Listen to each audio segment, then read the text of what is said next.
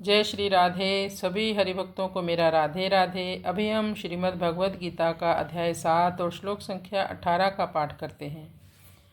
उदारा सर्व एवैते ज्ञानी त्वात्मैव मे मतम् आस्थिता स हि युक्तात्मा मामेवाह्नुत्तमां गतिम्।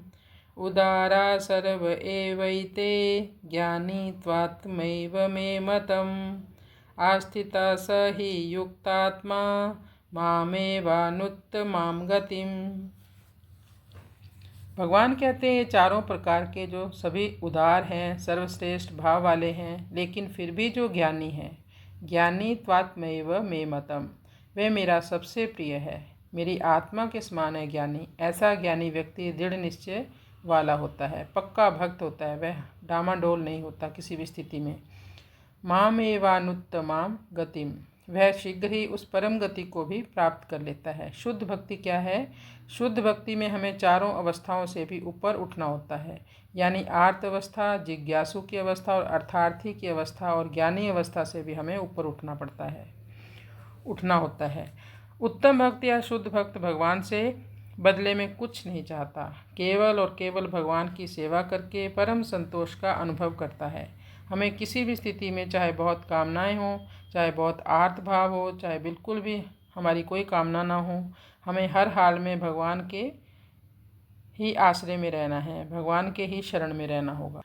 कामनाओं का होना बुरी बात नहीं है, भौतिक जीवन मिला है, कामनाएं तो होती ही हैं, पर भगवान की शरण में अगर हम रहें तो हमें कहीं और जाने की कोई ज़रूरत नहीं। भगवान हमारी सभी कामनाओं को पूर्ण करेंगे। सांसारिक अर्थार्थी भगवान को छोड़कर केवल अर्थ को ही चाहता है, इसलिए वह झूठ, कपट, बेईमानी आदि का भक्त होता है।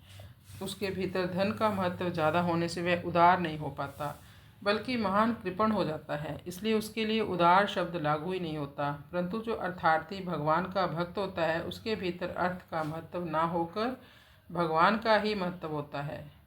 वो भगवान को ही चाहता है, इसलिए उसमें कृपणता नहीं होती, बल्कि उदारता होती है, इसलिए उसको भगवान ने यहाँ उदार कहा है। यहाँ उदार भाव का अर्थ है त्याग। अर्थार्थी, आर्त और जिज्ञासु भक्त संसार, भोग और संग्रह को छोड़कर भगवान में ही लगे रहते हैं, यह उनका त्याग है, इसलिए वे सभी उदार हैं। उदारा सर्व एवैते, एकमात्र भगवान का संबंध मुख्य होने से अर्थार्थी, आर्त और जिज्ञासु भी आगे चलकर अपने आप ज्ञानी हो जाते हैं।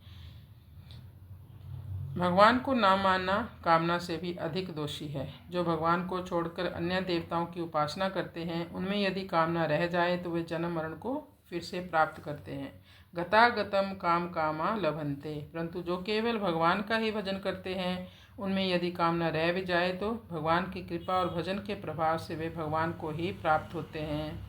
कारण कि मनुष्य का किसी भी तरह से भगवान के साथ संबंध जुड़ जाए तो वह भगवान को ही प्राप्त होता है, क्योंकि वह मूल में भगवान का ही अंश है। अर्थार्थी, आर्त और जिज्ञासु, इन तीनों को ही भगवान ने यहाँ उदार कहा है। परंतु जो भगवान के सिवाय अन्य का भजन करने वाले हैं, उनको भगवान ने उदार ना कहकर अल्प मेधा कहा है। उनके भजन को अविधि पूर्वक किया गया बताया गया है। देवताओं को भगवान से अलग समझने के कारण, अर्थात देवताओं में भगवत बुद्धि ना होने के कारण तथा कामना भी होने के कारण उनकी उपासना अविधि पूर्वक है।